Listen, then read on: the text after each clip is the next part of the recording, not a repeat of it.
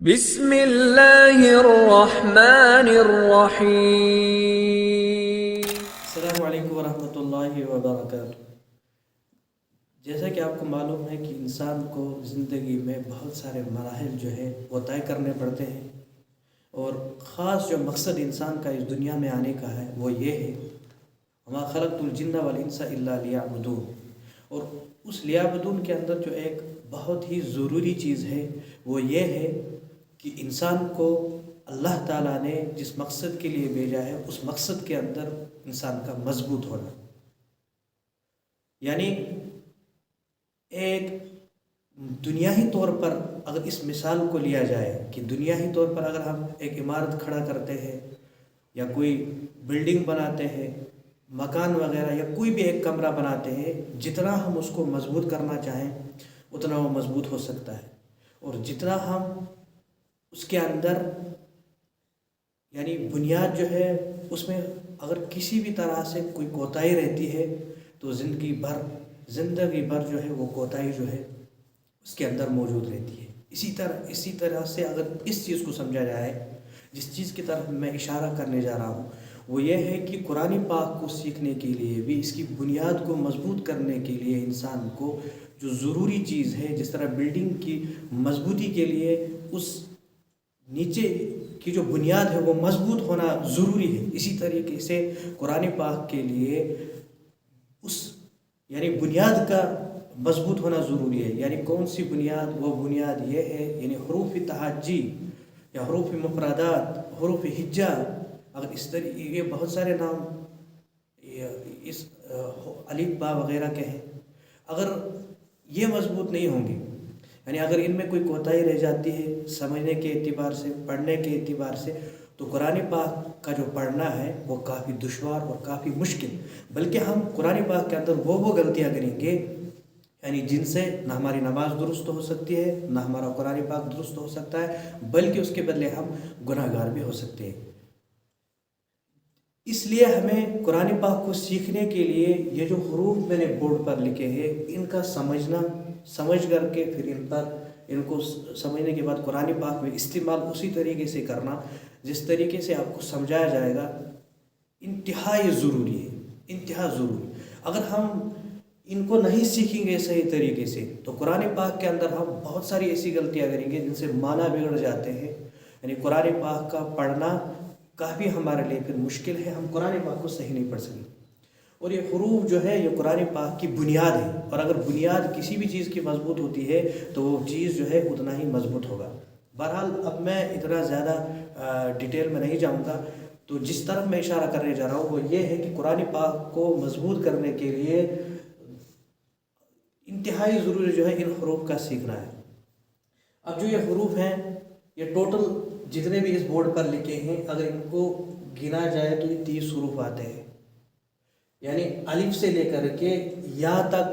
30 حروف ہے۔ یا اور یا یہ ایک ہی ہے۔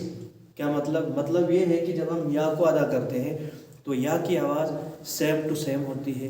اور جب ہم دوسرے والے یا کو ادا کرتے ہیں اس کی آواز بھی سیم ہوتی ہے۔ اب جب یہ دونوں حروف سیم ہیں تو اگر ہم نے ایک کو ادا کیا تو دوسرے کا حق جو ہے وہ بھی ادا ہو جاتا ہے۔ تو اس لیے اگر دیکھا جائے تو ٹوٹل حروف جب ہم گنتے ہیں ان کو تو یہ 29 ہو جاتے ہیں، یعنی 29 حروف کا آپ کو سیکھنا انتہائی ضروری ہے قرآن پاک کو درست پڑھنے کے اعتبار سے۔ اگر ان حروف میں کوئی کوتاہی کمی رہ جاتی ہے سمجھنے کے اعتبار سے تو آگے چل کر کے ہمیں قرآن پاک کو پڑھنے میں بہت سی دشواریاں پیدا ہو سکتی ہیں۔ مثلاً یعنی کہاں آواز کا موٹا ہونا، آواز کا پتلا ہونا، کس حروف کو کیسے ادا کریں گے، اس کا سیکھنا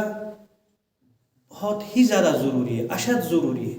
لہذا ان کو میں پوری سمجھانے کی کوشش کرنے جا رہا ہوں، اور امید ہے کہ آپ بہت اچھی طرح سمجھیں گے، اور سمجھنے کے بعد جو ہے قرآن پاک میں آپ ان کو اسی طرح استعمال کریں گے، اور ان پر مشق کا کرنا انسان پر بہت ہی زیادہ ضروری ہے۔ اگر ہم مشق ان کی صحیح نہیں کریں گے، ان پر پریکٹس کو جاری نہیں رکھیں گے، فوکس روزانہ نہیں کریں گے، تو ہم جو ہے قرآن پاک کو صحیح نہیں پڑھ سکتے۔ لہٰذا ہر انسان کے لیے جس طرح آنکھیں ضروری ہیں اسی طرح جو ہے قرآن پاک کا سیکھنا بہت ہی ضروری ہے۔ اب یہ حروف میں نے کہا آپ کو کہ اگر ہم اس طرح یا کو دونوں یا کو شمار کرتے ہیں تو 30 ہو جاتے ہیں، لیکن جب یا اور یا کو جب ہم ادا کرتے ہیں تو آواز سیم ٹو سیم ہے، ایک ہی جیسی ہے۔ تو اب اس اعتبار سے اگر دیکھا جائے تو یہ ٹوٹل جو ہے حروف 29 ہے۔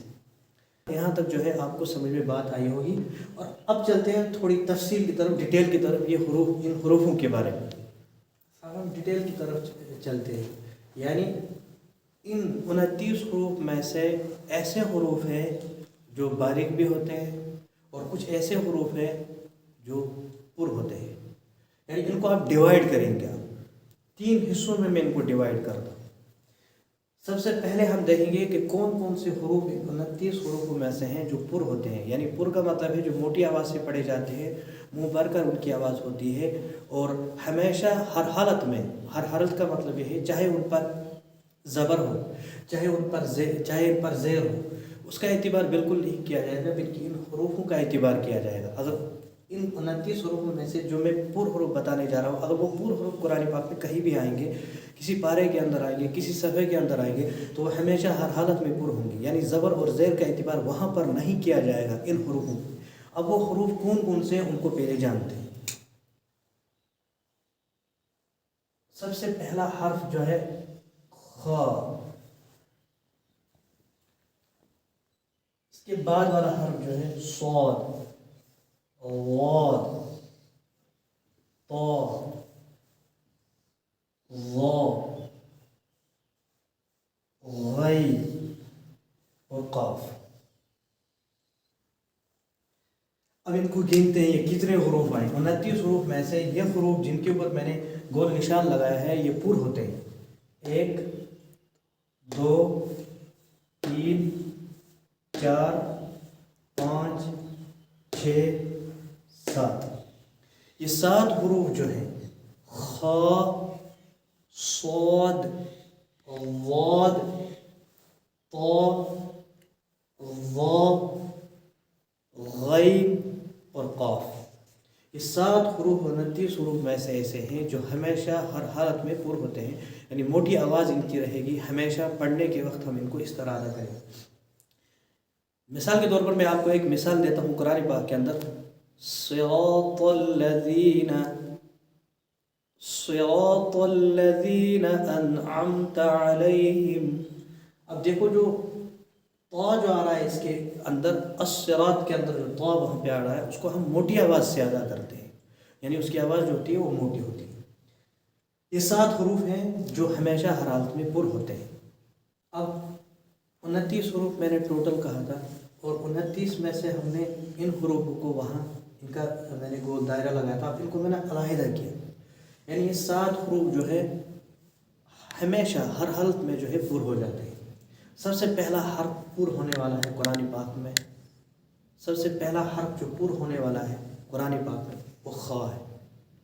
یعنی خا جہاں بھی قرآن پاک میں آئے گا تو آپ کو ہمیشہ ہر حالت میں اس کو پر پڑھنا ہے۔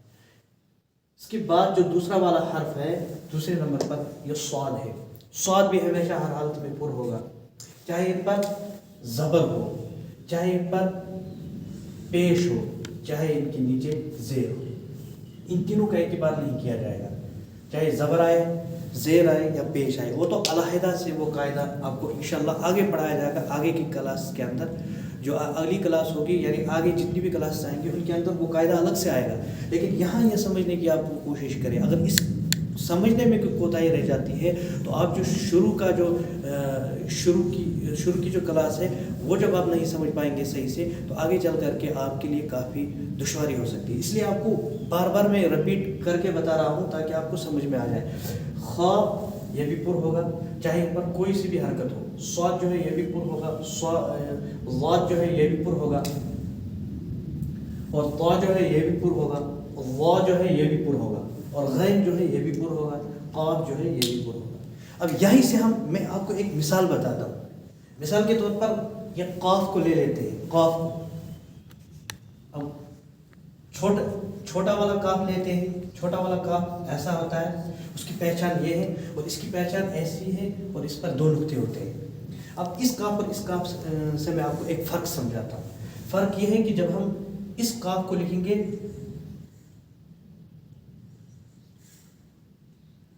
تو یہ قلب بن جاتا ہے. قلب میں نے دل ہوتا ہے. اب دیکھو پڑھنے میں جب ہم قرآن پاک کو صحیح نہیں پڑھیں گے، دیکھو ہم کتنی بڑی غلطیاں کر رہے ہیں. تو ہم اس کاف کو لے لیں. جب ہم اس کاف سے کوئی حرف پڑھیں گے قلبن، قلبن یہ قرآن پاک میں آیا ہے، 15ویں پارے کے اندر آیا ہے قلبن ذراعی بالوصی، وہاں کتے کا نام آیا ہے. اور دیکھ لیجیے آپ، اس قلب کے معنی کتا ہے اور اس قلب کے معنی دل ہے. اگر ہم نے یہ غلطی قرآن پاک کے اندر کی، یعنی جہاں پر بڑا کاف ہے وہاں پر ہم نے چھوٹے کاف کو پڑھا، یعنی جب ہم چھوٹے کاف کو پڑھیں گے گویا کہ ہمیں پڑھنا تھا وہاں قلب یعنی دل کا معنی وہاں تھا، لیکن ہم نے چھوٹے کاف کو پڑھا، یہ قلب بنا، یعنی قلب میں نے کتا. تو یہیں سے آپ کو یہ بات سمجھ میں آنی چاہیے کہ ان حروفوں کا صحیح مخارج کے ساتھ، ضابطے کے ساتھ، طریقے کے ساتھ ادا کرنا کتنا ضروری ہے. ورنہ ہم قرآن پاک میں بہت سی بڑی بڑی غلطیاں کریں گے، اور جب غلطی ہوں گی تو ان کی سزا بھی ہوتی ہے، تو ہم گناہ گار ہوں گے. اللہ تعالیٰ ہمیں صحیح پڑھنے کی توفیق عطا فرمائے.